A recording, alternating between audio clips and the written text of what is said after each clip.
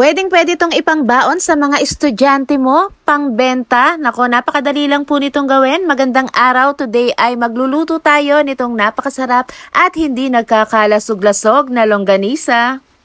1 kilong giniling na karne ng baboy, kasim po yung aking gamit. Kailangan po 70% yung laman and at least 30% yung fats para hindi sobrang tigas. Lalagyan natin yan ng kalahating tasa ng minced garlic. Lagyan rin natin ng pamintang durog, konting asin, konting onion powder, smoked paprika, seasoning granules, magic sarap po ang aking gamit, soy sauce, vinegar, at itong ating cornstarch na magsisilbing pinaka-binder nitong ating longganisa, sugar, at nag-add rin po ako rito ng 4 tablespoon ng tubig. So, imimix lang po natin yan para mag-well combine itong mga ingredients na ating pinaglalagay. At maglalagay nga rin po pala tayo ng annatto powder. Ito naman po ay optional lang para medyo gumanda ang kulay.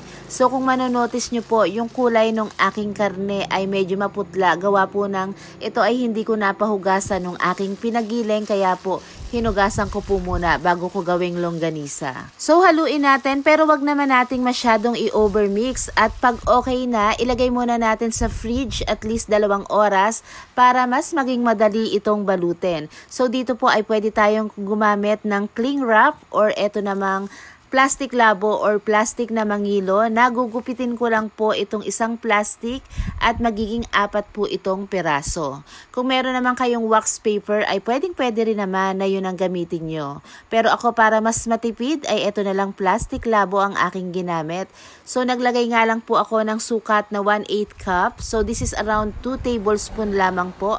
Ilalapat lang natin yan. Pagkatapos ay iro-roll natin. So kung kaya po natin na siksik talaga ay gawin po natin. Pagkatapos hawakan natin yung 2 dulo, itulak po natin para talagang masiksik. Yun po kasi isa sa sikreto para buo itong ating longganisa at hindi siya nagkakalasog-lasog. So basta maayos po ang pagkakaikot at wala talagang hangin sa loob, siksik, sigurado po na magiging maganda ang kalalabasan ng inyong longganisa.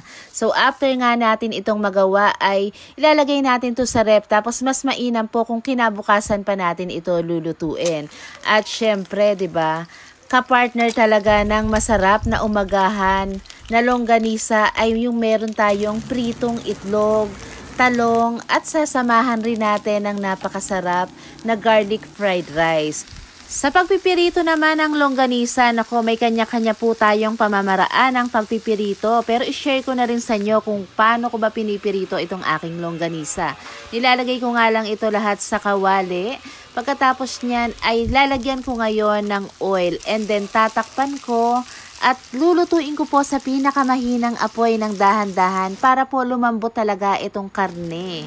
Ayan, kung makikita nyo, napakaganda talaga nitong ating longganisa. Hindi po talaga to nagkakaputol-putol dahil siksik na siksik po yung aking ginawa na pagkakabalot.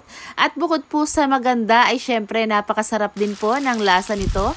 Pwedeng-pwede nyo pong ipangbenta, basta po magko-costing lang po kayo kung magkano po yung inyong mga nagastos na ingredients.